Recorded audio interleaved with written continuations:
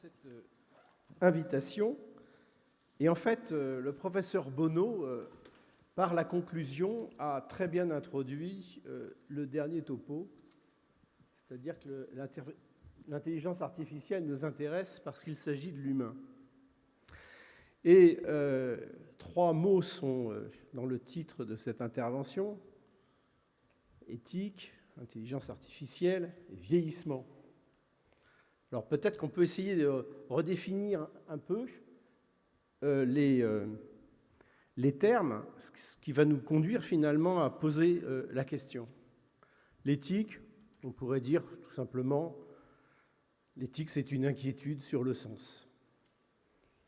C'est une réflexion inquiète, discutée, argumentée sur le sens. Intelligence artificielle. Alors en fait, de plus en plus, il y a une sorte de mélange d'utilisation des termes à ce sujet-là. C'est-à-dire que, par exemple, même si les big data font partie de ces outils qui sont à disposition pour l'intelligence artificielle n'est pas que les big data. Souvent, quand on a un topo sur intelligence artificielle et vieillissement, on va nous parler des robots, de la domotique, de toutes les technologies. En fait, ce n'est pas l'intelligence artificielle, ça reste des technologies, de la domotique et de la robotique. On a aussi souvent l'idée que quand on va parler d'intelligence artificielle et de vieillissement, on va parler des maladies chroniques. Mais en fait, si on réfléchit au terme vieillissement, ce terme-là est un terme un peu piège. En effet, dans notre culture, et ce depuis la fin du XIXe siècle, le vieillissement égale le déclin. Il y a une très belle définition dans le dictionnaire Larousse de la fin du XIXe et qui est resté pendant très longtemps dans le grand dictionnaire. Le vieillissement est le déclin inexorable vers la mort. Alors, le grand Robert a soin de dire qu'il y a deux exceptions, le vin et le fromage. Et donc, on voit bien que dès qu'on va dire vieillissement, on est dans une dimension qui va orienter la réflexion vers quelque chose de moins bien. Et ce qui est assez amusant, c'est quand on regarde le dictionnaire Furtière de 1671, et on parle du vieillissement, c'est l'expérience, la transmission du savoir. C'est quelque chose qui est très positif. En fait, c'est la révolution industrielle qui a positionné les âges de la vie d'une manière particulière par rapport à leur positionnement dans les moyens de production, dirait Marx dans le Capital, c'est-à-dire un positionnement qui se fait en fonction de la rentabilité, de la performance de la personne. Et du coup, finalement, le vieillissement est quelque chose qui devient négatif. Donc, si on veut traiter de manière sérieuse cette relation entre une inquiétude sur le sens par rapport à l'intelligence artificielle, c'est-à-dire finalement une manière de pas remplacer l'intelligence humaine, mais de reprendre les structures qui permettent à notre intelligence de fonctionner, et là on est sur des modalités cognitives, plutôt d'ailleurs exécutives sur l'administrateur central, si l'on veut être précis, et le vieillissement, il faudrait peut-être positionner la question comme une relation de l'intelligence structurée cognitivement par rapport au temps.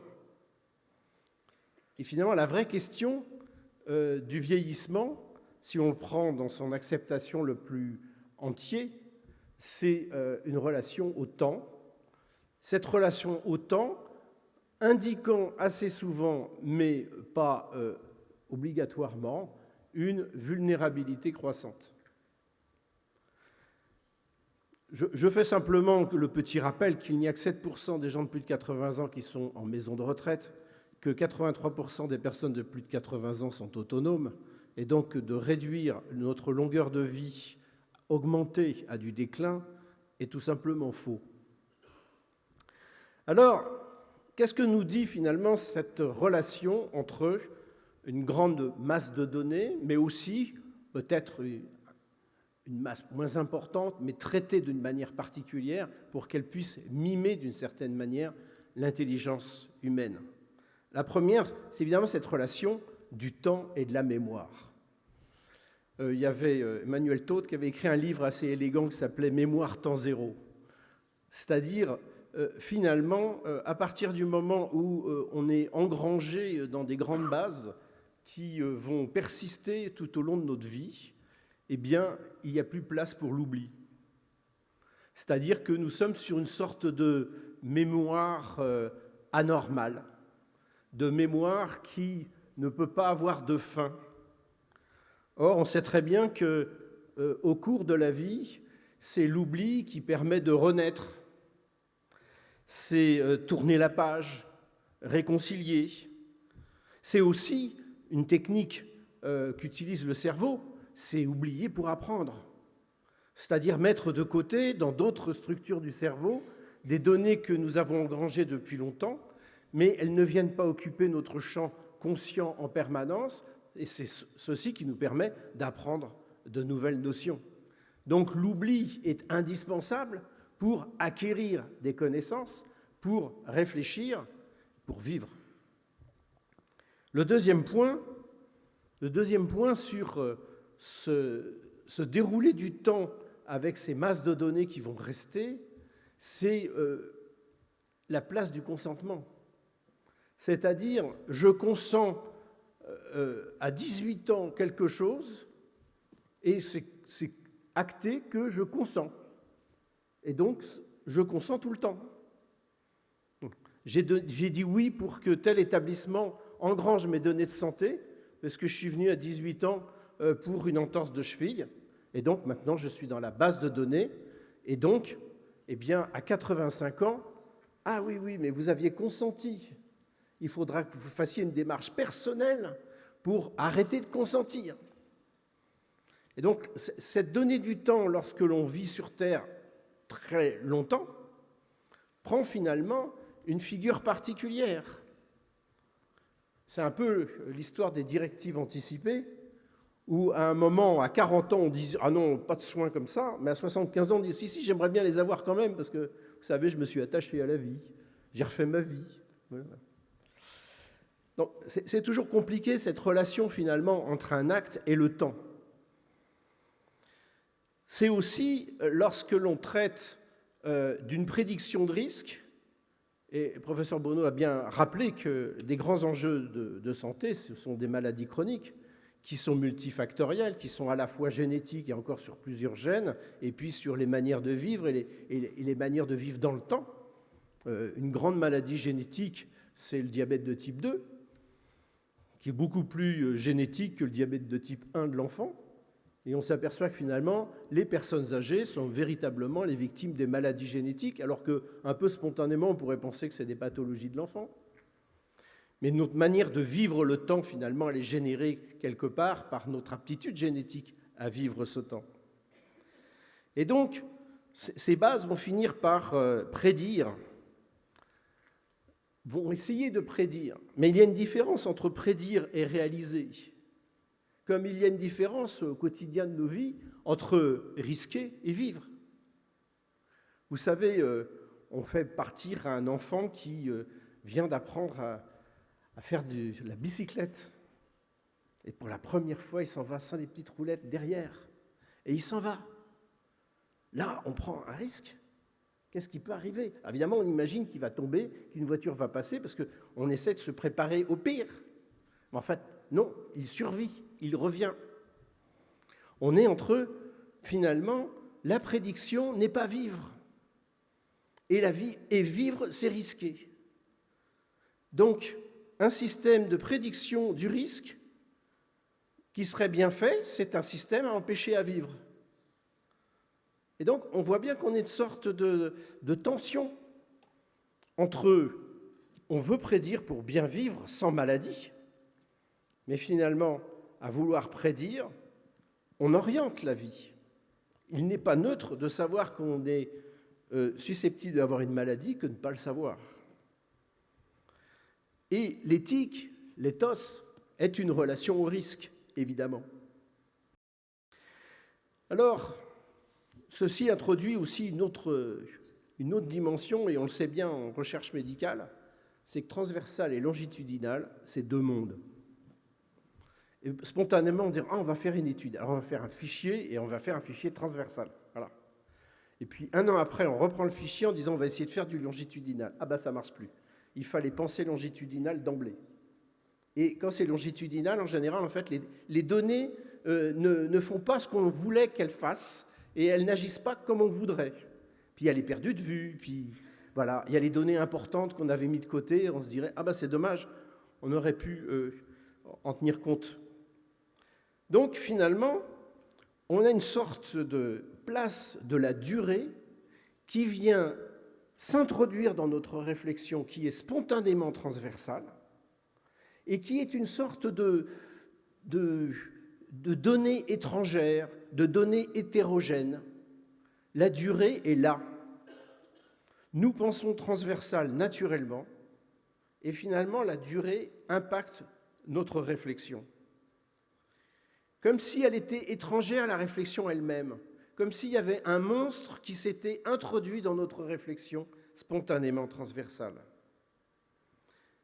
Et là, finalement, si je relis la question de l'inquiétude du sens par rapport au temps, c'est l'éthos du temps, finalement. Alors là, on va faire un tout petit peu de philo, un peu de métaphysique, mais en fait, l'éthos du temps, le risque du temps, c'est la différence entre l'être et les temps. Être, c'est un acte. Être, c'est un mot transversal, si on reprenait une expression des sciences. Voilà, l'être.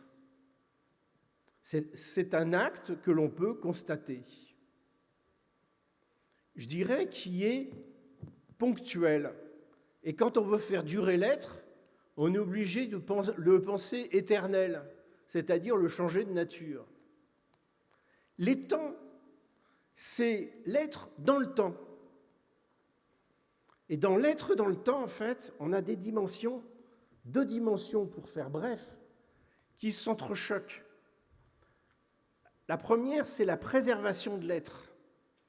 C'est-à-dire que l'être dans le temps, c'est un être qui travaille à sa préservation. C'est ce que Spinoza avait appelé conatus. Au passage, Descartes aussi avait parlé du conatus, mais d'une autre manière. Dans le conatus de Spinoza, l'être est dans le temps, se préserve dans le temps et, je dirais, a une sorte de joie essentielle à être.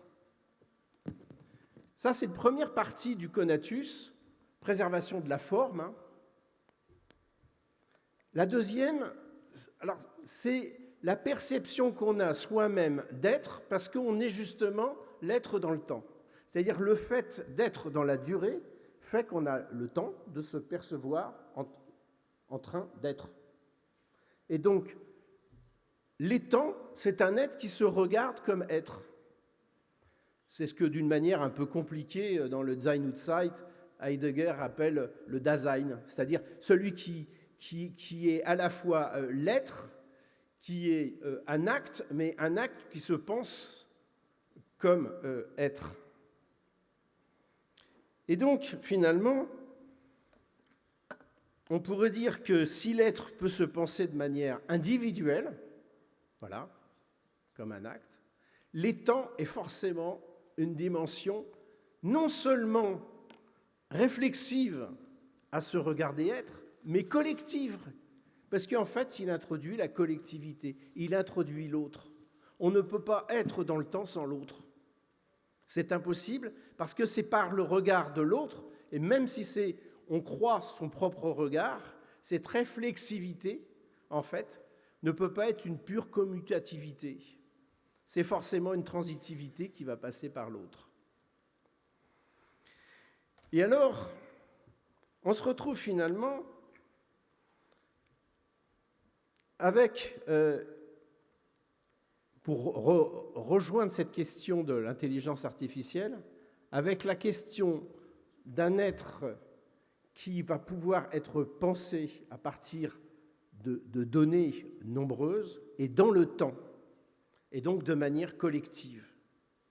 Si on peut essayer de se penser comme un acte d'être et arriver à cerner de quoi il s'agit, on ne peut pas se sentir être dans le temps complètement, parce que comme c'est collectif, en fait, on ne possède pas en soi l'entièreté de la question de l'être. Et dans l'intelligence artificielle, la pensée de l'être sur des bases de données qui vont durer longtemps, c'est finalement prendre le risque de se penser collectivement. Or, se penser, c'est de la cognition. Et donc, penser l'être dans le temps, c'est tout simplement nous modifier de manière cognitive. Et finalement, l'étant cognitif va changer l'acte d'être. Si l'acte peut être saisi au niveau individuel, l'étant va nous échapper. Et ainsi, l'intelligence artificielle devient un risque qui est celui de la vie et donc est constitutif du discernement critique de notre perception de l'être. Nous sommes en train de prendre un risque considérable avec l'intelligence artificielle et les bases de données massives. Ce risque, c'est un risque que l'on ne pourra pas gérer parce qu'il est de l'ordre collectif de l'étant. Et finalement, ce risque est de même nature que celui de la vie. Je vous remercie pour votre attention.